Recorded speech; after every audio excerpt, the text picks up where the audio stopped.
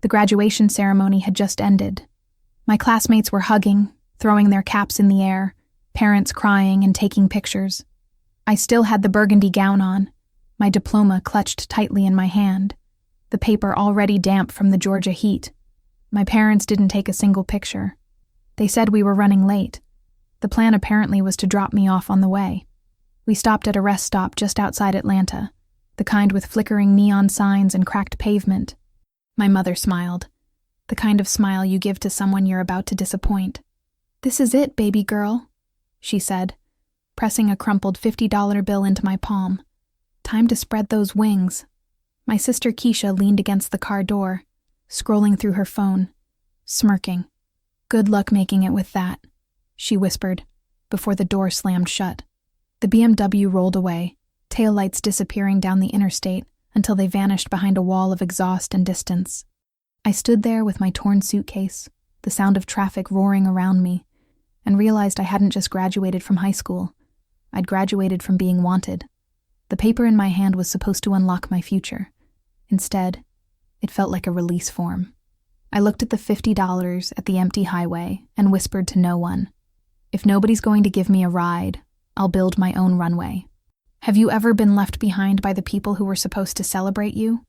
Tell me what city you're listening from, because I need to know I'm not the only one who's ever stood on that highway. Growing up in Stone Mountain, Georgia, the world always seemed to revolve around my sister Keisha. My father, Marcus, worked double shifts at the Ford plant. My mother, Denise, was a receptionist at a dental office downtown. They were hard-working people, always talking about sacrifice, about doing their best for us kids. But somehow all their pride, all their attention, all their so-called love flowed in one direction, toward Keisha. She was the golden child, the miracle daughter, who, according to my mother, never gave us any trouble, never stepped out of line. From as far back as I can remember, I lived in the shadow she cast.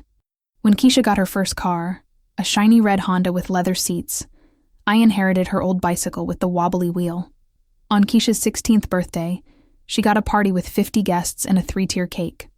On mine, Mama handed me a gift card to Target for $25 and said, "You're practical, right? This should cover what you need." But I was a quiet child, and quiet children learn to disappear.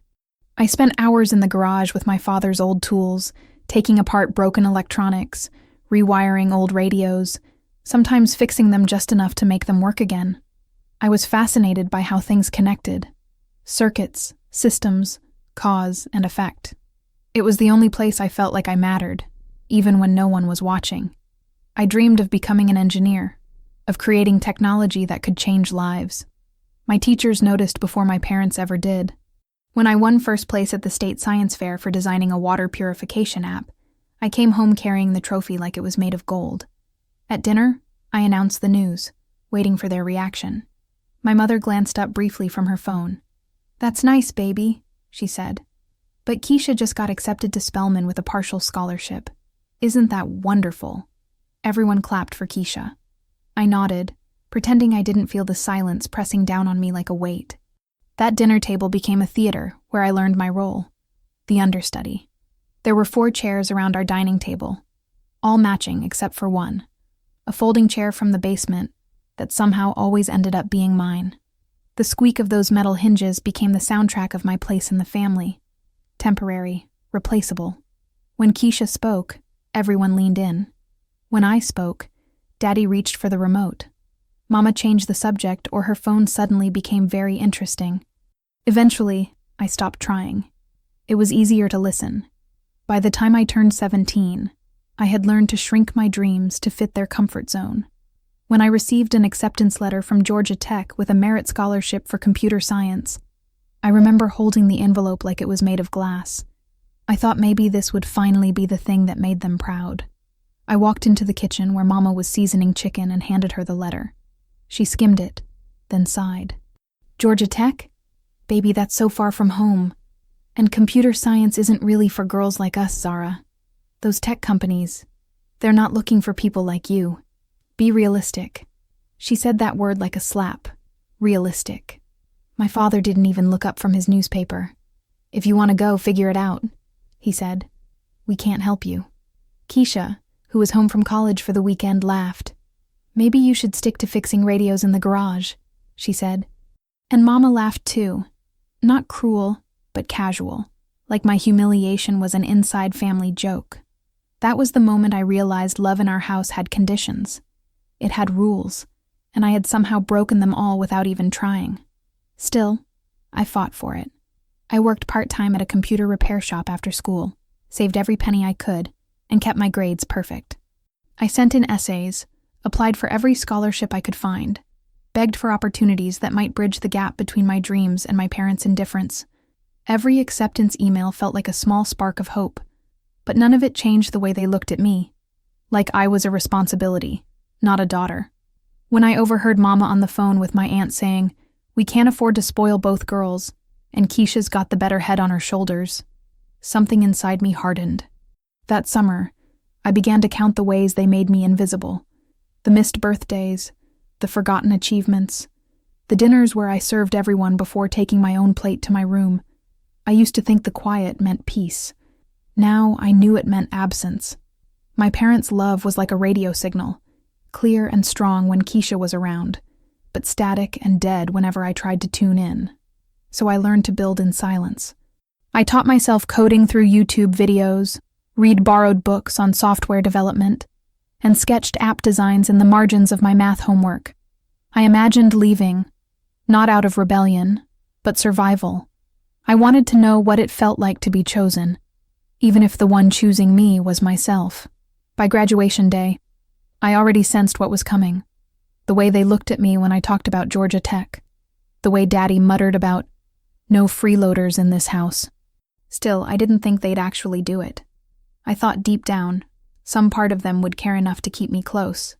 But when that BMW door slammed at the rest stop, I understood the truth I'd been denying for years.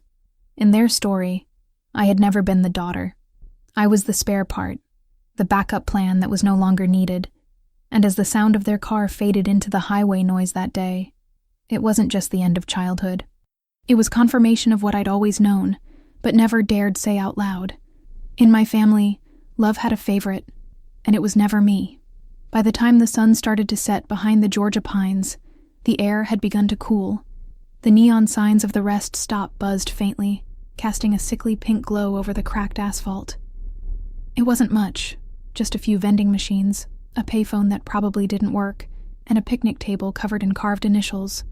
I stood there still half-dressed for graduation, the burgundy gown sticking to my arms, my diploma folded inside a plastic sleeve. My torn suitcase felt heavier than it should have, not from clothes, but from the weight of everything it now represented. I had 2 changes of clothes, a toothbrush, my laptop charger, and a phone that was about to die. And in my hand, a crumpled $50 bill, my mother's version of a goodbye gift. The last conversation replayed in my head like a broken record. "You'll figure it out, baby.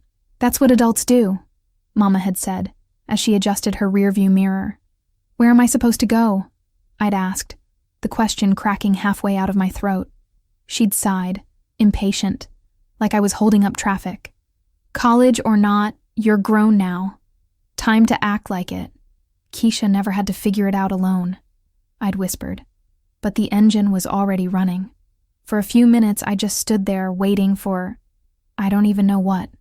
Maybe for them to turn around. Maybe for Mama to call my name. But the silence stretched longer than hope could hold. When the first drops of rain hit my face, I took off the gown and folded it carefully into my suitcase. The rain wasn't heavy yet, just persistent enough to chill my skin and turn the dust into mud. Across the parking lot, a 24-hour diner still had its lights on. I checked my wallet again. $50. I stepped inside, the bell above the door giving a tired chime. The waitress barely looked up. I ordered the cheapest thing I could find, a grilled cheese and water. $8.50 total. When the coins clinked into my palm, I knew exactly how much I had left in the world. $41.50, and a degree nobody wanted to help me use. Outside, I found a dry spot under the awning by the payphone. I ate slowly, watching the rain gather in puddles around the parking lot. Somewhere in the distance, a semi-truck horn wailed, a sound that felt both lonely and comforting. I pulled my knees to my chest, clutching the suitcase like it could hold me together. I told myself it was just one night. Tomorrow I'd find a job, a place to stay, something to eat. Tomorrow I'd start over. But that night felt endless. Every car that pulled into the rest stop made me flinch, half expecting the familiar shape of our BMW to return. It never did. Around midnight, when the diner started to close, I was still sitting there under the fluorescent lights, staring at my reflection in the dark window. The rain had turned into a steady downpour, and my phone had finally died. I thought about calling someone, my aunt, a teacher, anyone, but every name I considered came with the same voice in my head. You'll figure it out. When a trucker walked past and nodded at me, I realized I couldn't sit there all night. I gathered my suitcase and walked to the women's restroom, where I spent the night curled up on the floor, using my graduation gown as a blanket. It smelled like rain and cheap perfume from the ceremony. I closed my eyes and tried to imagine I was somewhere else, anywhere else. In the dark, I could still hear the echoes of my classmates celebrating, their families honking horns, taking pictures, going out for dinner. I wondered what my parents told people. Maybe they said I was staying with friends. Maybe they didn't mention me at all. Sometime around 3 a.m., I finally drifted off to sleep. I only remember the sound of rain hitting the metal roof, the taste of tears on my lips, and the weight of exhaustion pressing down until everything blurred. For the first time in my life, I had no home to return to, no one waiting, no safety net. But somewhere beneath the fear, something stubborn flickered. If this is what being an adult means, I whispered into the cold air, then I'll learn faster than they expect. I hugged my suitcase tighter, feeling the edge of my diploma inside, and made myself a promise. If this is the test, I'll pass it. I'll survive it. When dawn came, pale light spilled through the restroom window. My clothes were wrinkled, my neck sore, but I was still there, still standing. The world hadn't ended. I walked back to the main area of the rest stop, where early morning commuters were already stopping for coffee. I watched them for a moment. People with places to go, people who belonged somewhere. Then I picked up my suitcase, walked to the road, and stuck out my thumb. I didn't know where I was going, but I knew one thing for sure. Wherever it was, it would be farther from the place that had left me behind. A delivery truck stopped about an hour later. The driver, a middle-aged black man with kind eyes, asked where I was headed. Anywhere but here, I said. He smiled sadly, like he understood something I hadn't said, and told me to hop in.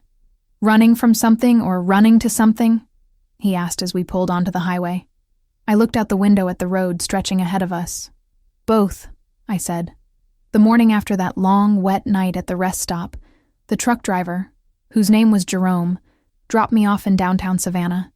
My route ends here, he said, pressing a $20 bill into my hand despite my protests. You remind me of my daughter. Promise me you'll be smart about this. I promised, though I wasn't sure what smart looked like when you had $70 and a torn suitcase to your name. Savannah was beautiful in that early morning light. Historic buildings, Spanish moss hanging from ancient oaks, the smell of the ocean mixing with coffee from sidewalk cafes. But beauty doesn't fill an empty stomach or provide a place to sleep. I walked for hours along the cobblestone streets, past boutiques and restaurants I couldn't afford, looking for help wanted signs. A coffee shop said they weren't hiring until next month. A bookstore wanted someone with retail experience. Finally, around noon, I stepped into a small internet cafe near the college district. The owner, a woman with silver hair and paint-stained fingers, looked me up and down. Her name tag read, Maya. You know anything about computers? She asked, after I explained I was looking for work. More than most people, I said, trying to sound confident. She studied me for a moment, then gestured toward a customer struggling with a frozen computer. Fix that, and you've got a job. It took me 10 minutes to diagnose the problem. Too many browser tabs and a memory leak in an old program. I closed the offending applications and cleared the cache. The computer hummed back to life. Maya raised an eyebrow. You start tomorrow. $7 an hour, plus tips from customers who want tech help. You quit without notice, you don't get your last paycheck. Deal? Deal. Just like that, I had my first real job. The next few weeks blurred into a routine of survival. I worked at the cafe during the day, helping customers with everything from email setup to virus removal. At night, I slept in a shelter downtown. Not ideal, but safe and warm. Maya noticed I was good with more than just basic computer problems. When customers brought in phones with cracked screens or laptops that wouldn't start, I could usually find a solution. She started letting me handle the repair work too, splitting the fees with me 50-50. "Where'd you learn all this?" she asked one afternoon as I replaced a hard drive. "Taught myself," I said. "Had a lot of time to practice." She nodded thoughtfully. "You're wasting your talents here, you know that?" One day, a college student came in frustrated because he couldn't figure out how to organize his research files efficiently. I spent 20 minutes showing him how to set up a digital filing system and automate backups. When he offered to pay me extra for the help, something clicked. That night, I created a simple flyer: tech tutoring and digital organization. Student rates available. I posted it on bulletin boards around the college district. Within a week, I had 3 regular clients. Within a month, I had 15. College kids who needed help with everything from setting up their laptops to creating presentation software. I charged $20 an hour, less than the Geek Squad, but more than I'd ever earned in my life. Maya let me use the cafe's back room for sessions after hours. "You're building something here," she said one evening as I finished helping a graduate student recover his thesis from a corrupted hard drive. "Don't let anyone convince you it's not real business just because you're young." That encouragement meant more to me than she knew. At 19, I was still figuring out what success looked like, but Maya saw something in me that my own family had missed. 6 months after the highway, I had saved enough money to rent a tiny studio apartment above a laundromat. It wasn't much.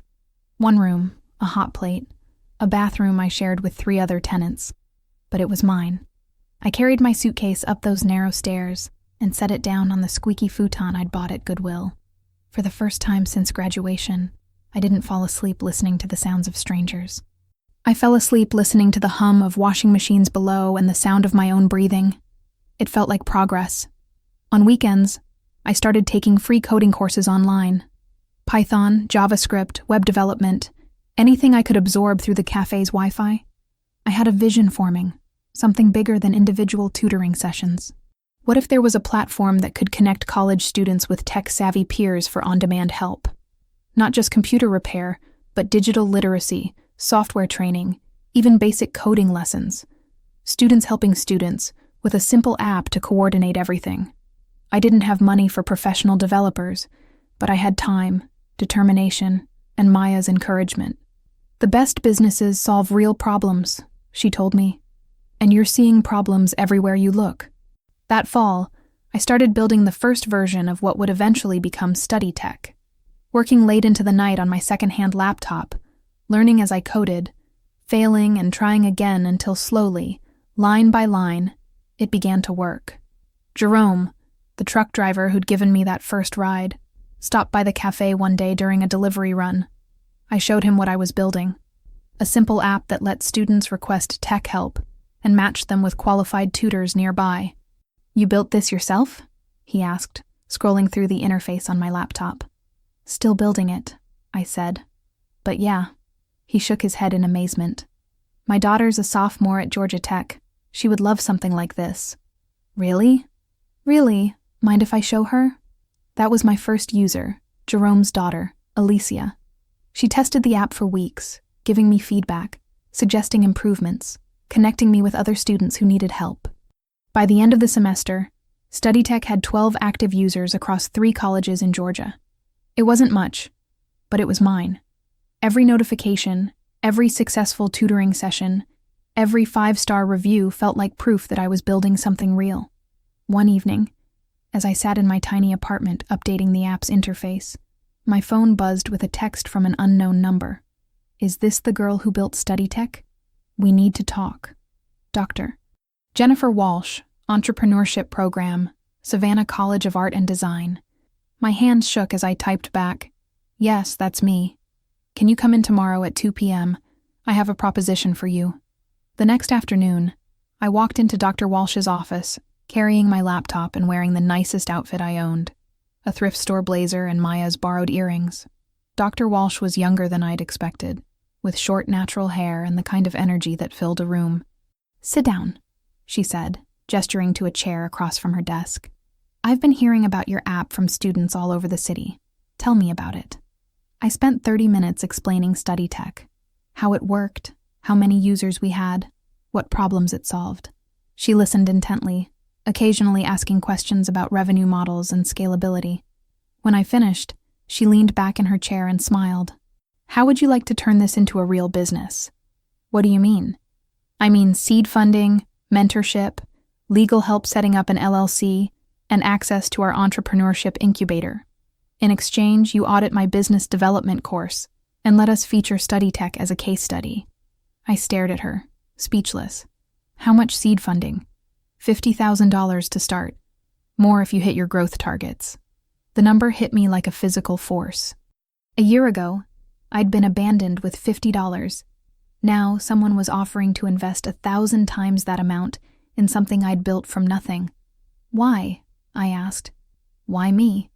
Dr. Walsh smiled. "Because you've already proven you can build something from nothing. Because you understand the problem you're solving better than any market research could tell us. And because, frankly, we need more Black women in tech leadership positions."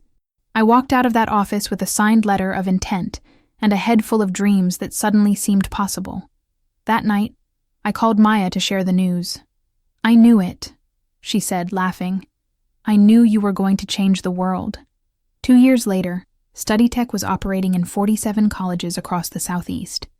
We'd facilitated over 10,000 tutoring sessions, helped hundreds of students improve their digital literacy, and generated enough revenue to hire 12 full-time employees. I moved the company headquarters to a converted warehouse in Atlanta's tech corridor with exposed brick walls and floor-to-ceiling windows. My own office had a view of the skyline, but I kept one thing from the old days on my desk, a small framed photo of that rest stop where everything had begun. The app had evolved too. What started as simple peer tutoring had grown into a comprehensive platform for academic support, complete with AI-powered matching algorithms, integrated video chat, and secure payment processing. We'd won awards from tech publications and education nonprofits.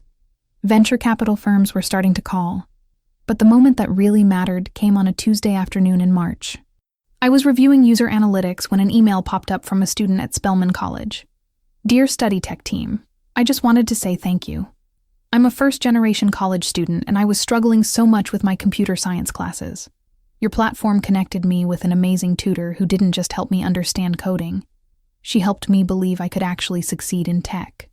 Because of StudyTech, I just landed my first internship at Microsoft. This app literally changed my life." Jasmine.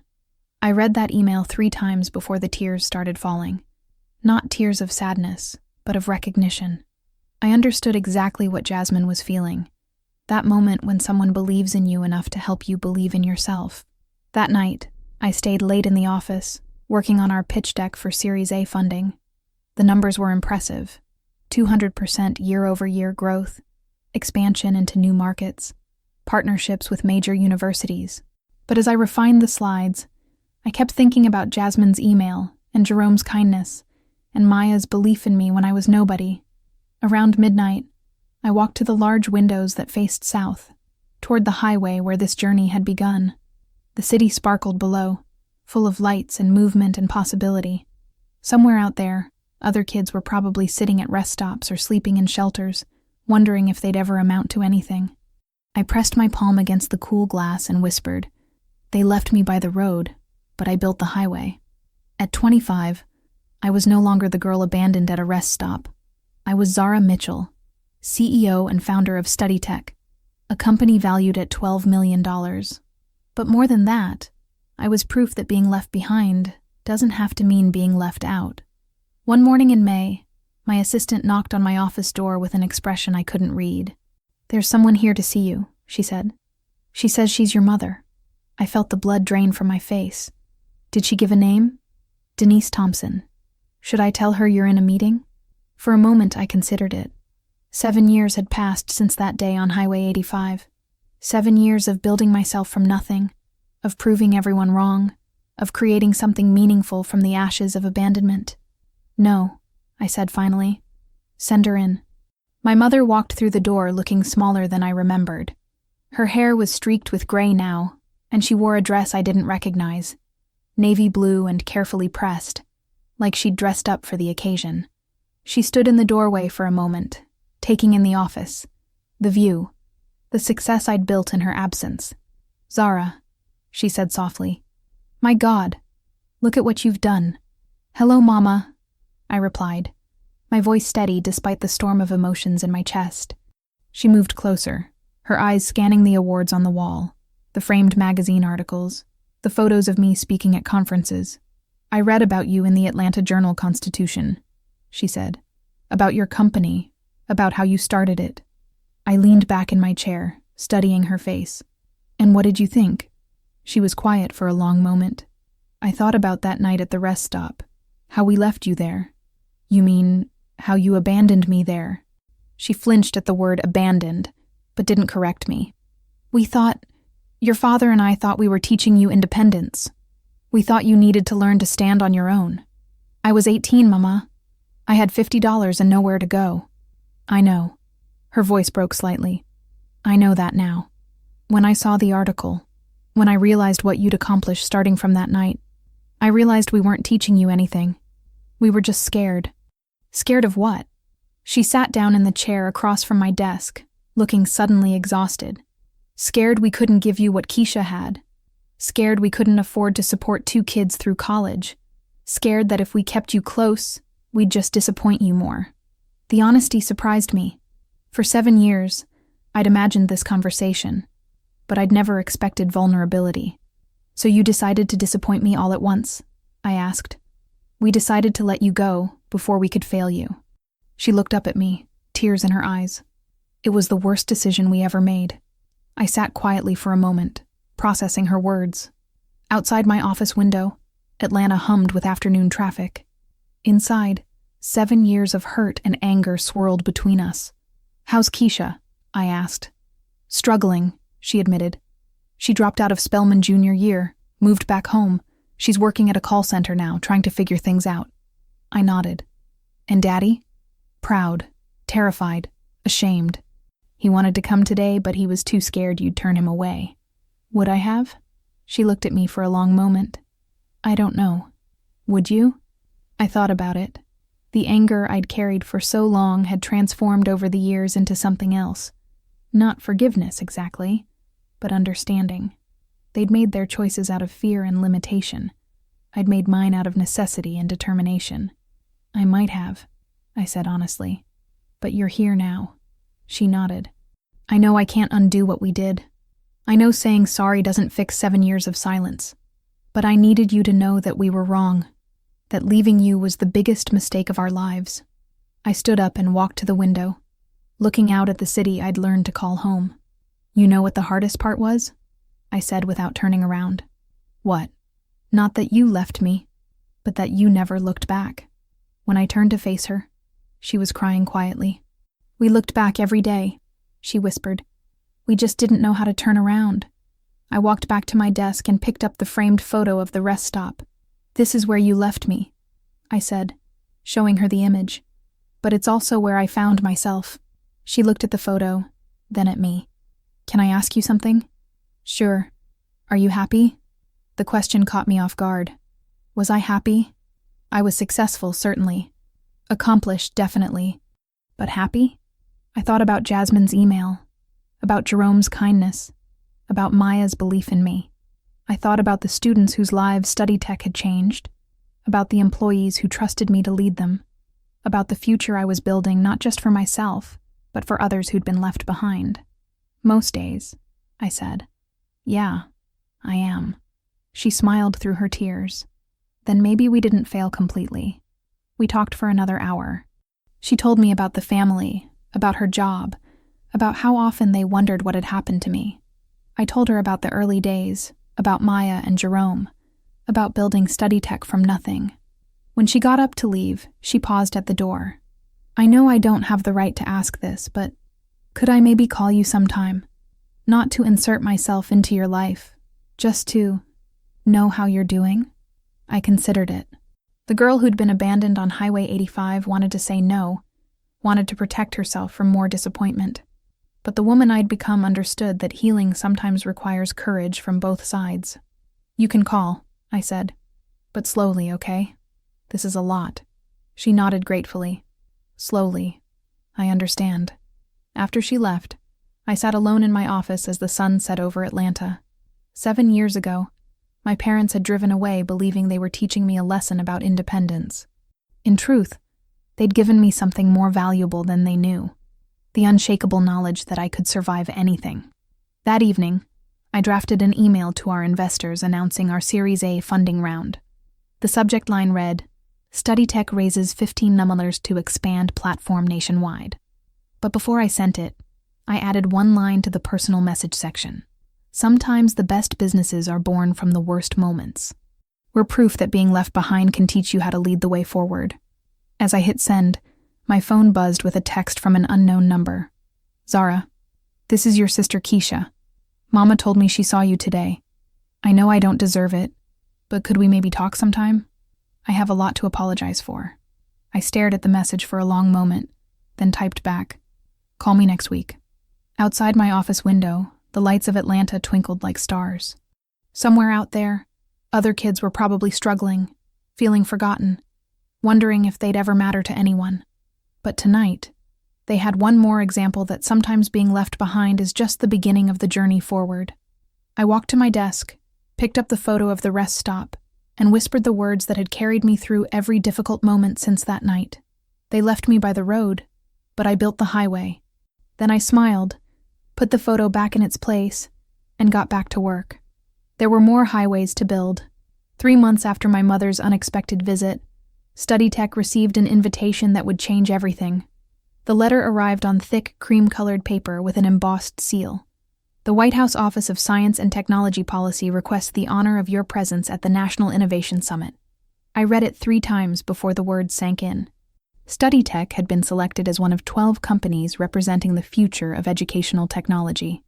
The summit would be attended by tech leaders, university presidents, and government officials, all focused on bridging the digital divide in American education. More importantly, the event would be held in my home state of Georgia, at the new convention center in Atlanta. The same city where I'd been abandoned would now host my national debut. I spent 2 weeks preparing for the summit.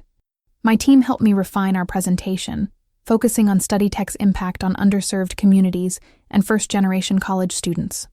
The statistics were impressive. Over 50,000 tutoring sessions completed, 89% of users reporting improved academic performance, and partnerships with historically Black colleges and universities across the Southeast. But as the date approached, I found myself thinking less about the presentation and more about the symbolism. 7 years after being left at a highway rest stop, I would be standing on a national stage, representing everything I'd built from that moment of abandonment. The morning of the summit, I chose my outfit carefully: a tailored navy suit that conveyed authority without arrogance, and my grandmother's pearl earrings, the only family heirloom I'd managed to keep through everything. My hair was pulled back in a sleek bun, and I carried a leather portfolio that contained not just my presentation notes, but also a small printed photo of that rest stop. The convention center was massive, with soaring glass walls and banners welcoming innovators from across the country. I checked in at the registration desk, where a volunteer handed me a name tag that read, "Zara Mitchell, CEO, StudyTech," and a program listing me as a featured speaker in the afternoon session. As I walked through the exhibition hall, past booths showcasing cutting-edge technologies and breakthrough research, I caught sight of a familiar figure near the coffee station. My breath caught in my throat. It was Keisha, looking older but still unmistakably my sister. She was dressed professionally, scanning the crowd as if searching for someone.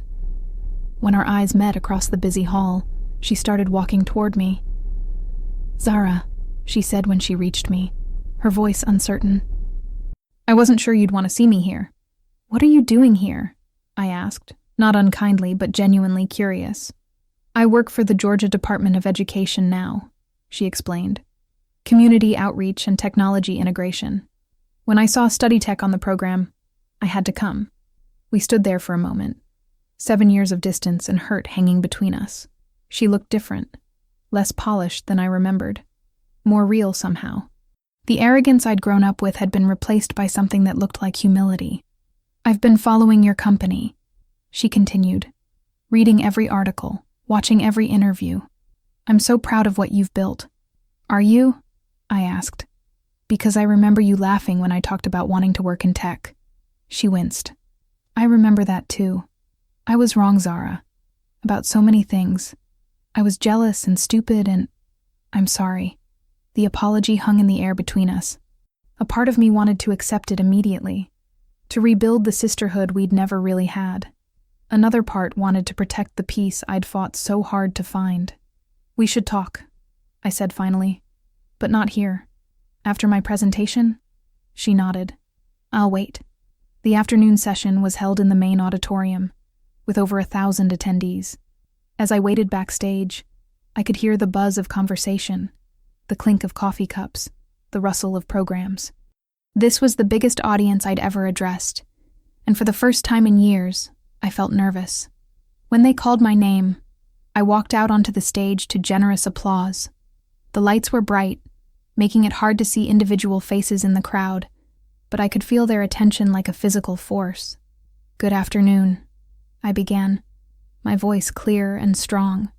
My name is Zara Mitchell, and 7 years ago, I was abandoned at a highway rest stop with $50 and a dream that nobody believed in. The auditorium went quiet. I could sense people leaning forward, drawn in by the unexpected honesty. I tell you this not for sympathy, but for context. Because StudyTech wasn't born in a garage or a dorm room or an incubator. It was born from necessity, from the understanding that when traditional support systems fail, technology can bridge the gap. I clicked to my first slide, a map showing StudyTech's reach across the Southeast. Today, our platform connects students who need academic support with peers who can provide it. But more than that, it connects young people who've been told they don't belong in higher education with communities that prove they do. The presentation continued for 20 minutes, covering our impact data, growth metrics, and expansion plans. But I could tell the audience was most engaged when I talked about individual stories. Students like Jasmine who'd found their confidence through our platform, first-generation college students who'd discovered they weren't alone. The digital divide isn't just about access to technology, I concluded. It's about access to opportunity, to mentorship, to the belief that your background doesn't determine your potential. StudyTech exists to prove that given the right support, any student can succeed, regardless of where they started. The applause when I finished was sustained and warm. As I walked off the stage, I felt something I hadn't experienced since that night at the rest stop. The sensation of being truly seen and valued for who I was and what I'd accomplished. Backstage, a reporter from TechCrunch was waiting to interview me. That was a powerful opening, she said, as her photographer set up his equipment. Do you mind if we start there? Tell me about the night you were abandoned. For the next hour, I shared my story in detail. The graduation ceremony, the drive to the rest stop, the years of building StudyTech from nothing. The reporter listened intently, occasionally asking follow-up questions about funding challenges and market expansion. One last question, she said as we wrapped up. Your company is valued at over $20 million now.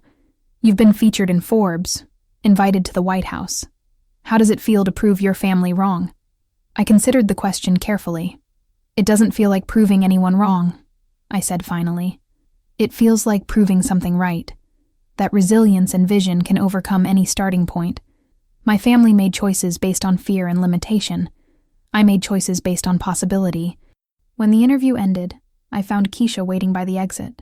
We walked to a quiet cafe a few blocks from the convention center, where the afternoon light filtered through large windows onto small tables scattered with laptops and coffee cups. I watched your presentation, she said, once we'd ordered. I had no idea about the details of what happened that night. Mama and Daddy told us you went to stay with friends. They told you what they needed to believe, I replied.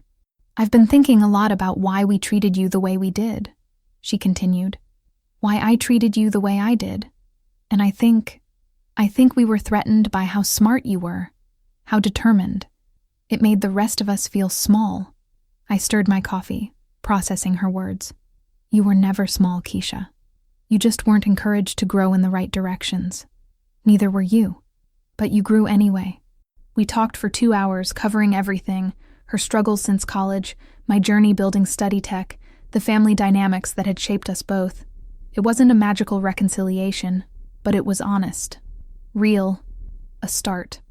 "I don't expect forgiveness," she said as we prepared to leave. "I just wanted you to know that what you've accomplished matters. Not just the business success, but who you've become." I looked at my sister. Really looked at her. For the first time in years. The judgment I'd carried had softened into something more like understanding. "I'm not angry anymore," I said. "But I'm also not the same person who needed your approval. I've built my own family now. My team, my mentors, the students we serve. That doesn't mean there's no room for you in my life, but it means any relationship we have going forward has to be built on who we are now, not who we were then." She nodded. "I understand. And Zara, I really am proud of you." Driving back to my apartment that evening, I took a detour past the area where that rest stop had been. It was gone now, replaced by a strip mall with a Starbucks and a cell phone store. The highway looked the same, though. Endless asphalt stretching toward horizons I was now equipped to reach.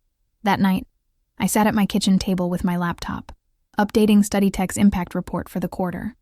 The numbers told a story of growth and success, but I found myself thinking about the less quantifiable impacts. The confidence built, the barriers broken, the proof provided daily that background doesn't determine destiny. My phone buzzed with a text from Dr. Walsh. "Saw the TechCrunch article. You're changing the conversation about entrepreneurship and adversity. Proud to have known you when." Another text followed from Maya. "Watched your presentation online. You've come so far from that girl who fixed computers in my cafe, but you're still the same person who cared about helping others. Don't ever lose that." I smiled, scrolling through similar messages from Jerome, from current and former employees, from students whose lives StudyTech had touched. Each one was a reminder that success isn't just about personal achievement. It's about lifting others as you climb.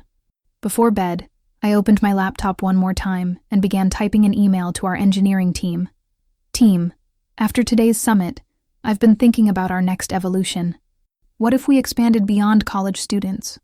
What if StudyTech could serve anyone facing educational barriers? Adult learners, career changers, people like I once was who need support but don't know where to find it." I paused, then continued. "Let's build something that ensures no one has to face their educational journey alone. Let's make sure that being left behind becomes the beginning of moving forward." As I hit send, I felt the satisfaction of not just having survived my abandonment, but having transformed it into purpose. Tomorrow, there would be more students to serve, more barriers to break, more highways to build. 7 years after being left at that rest stop, I wasn't just successful, I was fulfilled. And that, I realized, was the difference between proving people wrong and proving yourself right. 6 months after the National Innovation Summit, I received a call that would complete the circle in ways I never expected. It came on a Tuesday morning while I was reviewing our quarterly reports in my Atlanta office. "Ms. Mitchell, this is David Chen from Goldman Sachs Private Wealth Management. We represent a client who wishes to remain anonymous but is interested in making a substantial investment in StudyTech." "How substantial?" I asked, setting down my coffee. $50 million for a strategic partnership that would allow you to expand nationwide while maintaining majority control. The number was staggering. With that kind of funding, StudyTech could reach every college in America, maybe even expand internationally. But something in his tone made me cautious. "Who's the client?" I asked. "I'm not at liberty to say, but they've requested a meeting. Would you be available to fly to New York next week?" I agreed, more out of curiosity than need. StudyTech was profitable and growing steadily. We didn't need outside investment to survive, but this could accelerate our timeline by years. The meeting was scheduled at Goldman's Manhattan offices on the 30th floor. I flew up on Tuesday morning, wearing my best suit and carrying a presentation folder with our latest growth metrics. The view from the conference room was spectacular, Central Park stretching green and vast below the gleaming towers of wealth and power.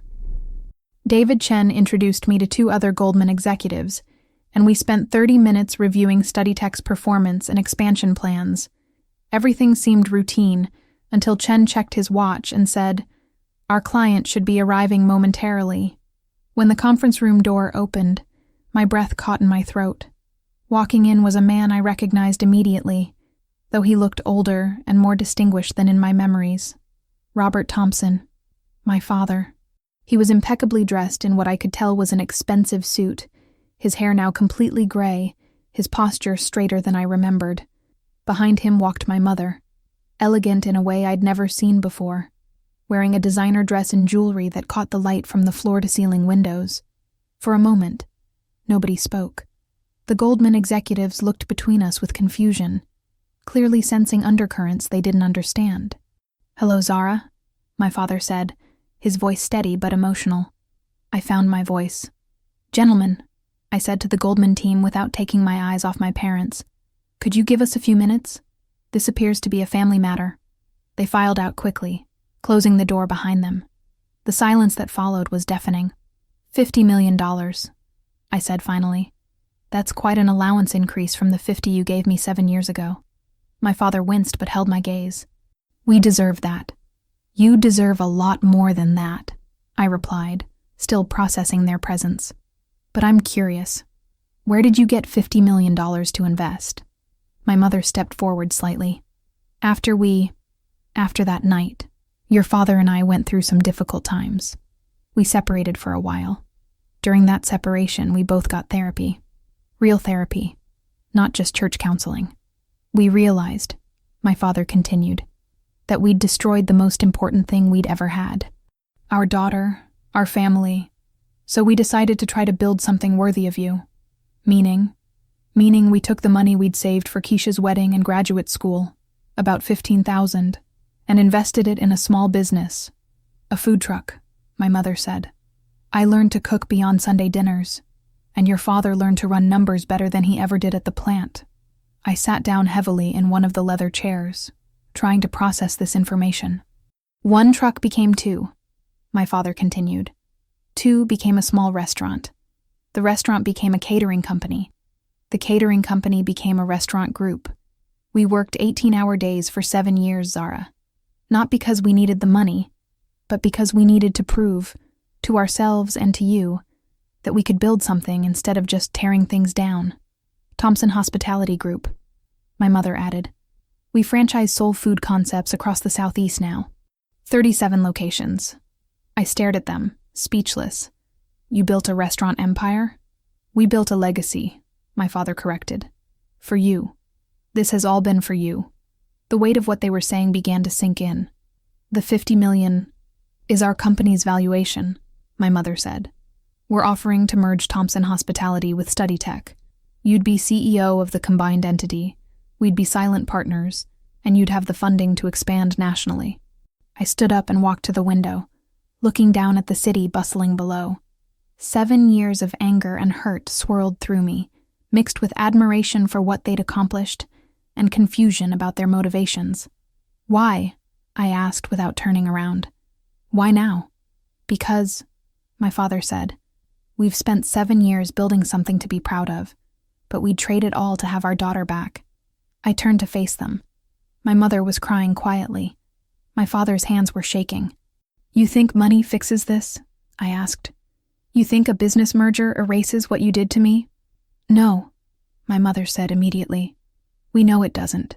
We're not trying to buy forgiveness, Zara. We're trying to show you that we learned from our mistakes, that we became people worthy of your respect, even if we can never be worthy of your love again. The honesty in her voice broke something open in my chest. I'd imagined many versions of this confrontation over the years, but I'd never expected accountability. I'd never expected change. Tell me about the business, I said, sitting back down. For the next hour, they walked me through what they'd built. The numbers were impressive. Consistent growth, strong margins, ethical labor practices, community investment. They'd even established a scholarship fund for students from single-parent households. The employees share profits, my father explained. 20% of net income goes back to the workers every quarter. We learned from watching you that success means lifting others up, not just climbing higher yourself. You've been watching me? Every interview, every article, every award, my mother said. We've followed StudyTech from the beginning. When you spoke at the Innovation Summit about building bridges for students who'd been left behind, we knew you were talking about us, about what we did. I leaned back in my chair, processing everything. The proposal was financially attractive. StudyTech could reach every college in America within 2 years with this kind of backing. But more than that, it represented something I'd never expected. My parents had become people worth respecting. "I need to think about this," I said finally. "Of course," my father said, standing. "Take all the time you need. The offer stands regardless of your decision about us." As they prepared to leave, my mother paused at the door. "Zara, there's one more thing. We've been in contact with Keisha. She's been clean and sober for 2 years now, and she's working as a counselor for at-risk youth. She wanted to be here today, but she felt it wasn't her place." After they left, I sat alone in the conference room for another hour, staring out at the city and trying to make sense of what had just happened. My phone buzzed with messages, from my assistant wondering about the meeting, from my CFO asking about next quarter's projections, from a student thanking StudyTech for helping her pass organic chemistry. That evening, I called Dr. Walsh from my hotel room. "They offered me $50 million, I told her. "That's wonderful news. Are you taking it?" "I don't know. It's complicated." "The money or the source?" I laughed. "The source. The money's clean. Maybe cleaner than I expected." We talked for an hour about the business implications, but Dr. Walsh's final question was the one that mattered. "What does your gut tell you?" I thought about it after we hung up. My gut told me that holding on to anger was exhausting, that my parents had done something I'd thought impossible.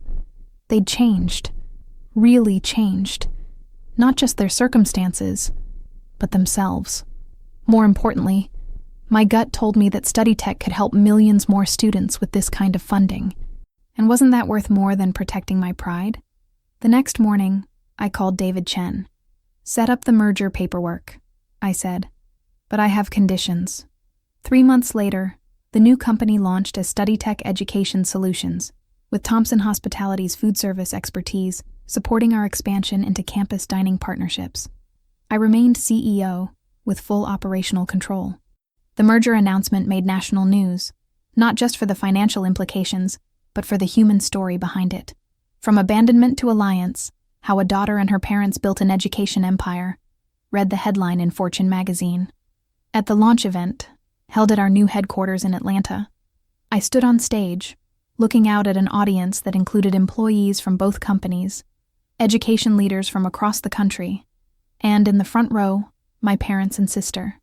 7 years ago, I began, I thought success meant proving people wrong. Today, I've learned that true success means being open to people proving you wrong, in the best possible way. I looked directly at my parents as I continued. The greatest gift isn't being right about someone. It's being surprised by their capacity for growth. After the event, as the crowd mingled over Thompson Hospitality catering, my father approached me. "I know this doesn't fix the past," he said, "but thank you for giving us a chance to be part of your future." I looked at him, really looked at him, and saw something I'd never noticed before. Behind the pride and the success, there was still a father who'd made the worst mistake of his life and spent 7 years trying to become worthy of redemption. "We're not there yet," I said honestly, "but we're moving in the right direction." He nodded, understanding. "That's all we can ask for." That night, I stood on the balcony of my penthouse apartment, looking out over the Atlanta skyline. My phone buzzed with a text from an unknown number. "Saw the news about the merger. Proud of you for taking the harder path. Jerome." I smiled, remembering the truck driver who'd given me my first ride away from that rest stop. He'd taught me that sometimes the best destinations require getting in the car with people you don't fully trust yet. 7 years after being abandoned on Highway 85, I wasn't just successful. I was part of something bigger than myself. StudyTech would now reach students in all 50 states. Thompson Hospitality would provide jobs and opportunities in underserved communities. And my family, broken and rebuilt, would prove that even the deepest wounds can heal if both sides are willing to do the work. I pulled out my phone and typed a text to my mother. "Family dinner Sunday? I'll cook." Her response came immediately. "We'll bring dessert." As I looked up at the stars barely visible above the city lights, I whispered the words that had carried me through every difficult moment. They left me by the road, but I built the highway. Then I added something new. And sometimes the highway leads home. The epilogue I'd never expected was just beginning. But for the first time since that night at the rest stop, I was excited to see where the road would lead us all. Have you ever been abandoned by the people who were supposed to love you most? Have you ever had to build yourself from nothing, only to discover that sometimes the people who hurt you are capable of change? Tell me what city you're listening from, because your story matters too. And remember, being left behind isn't the end of your journey. Sometimes, it's just the beginning of building something extraordinary. The road ahead is yours to design. Make it count.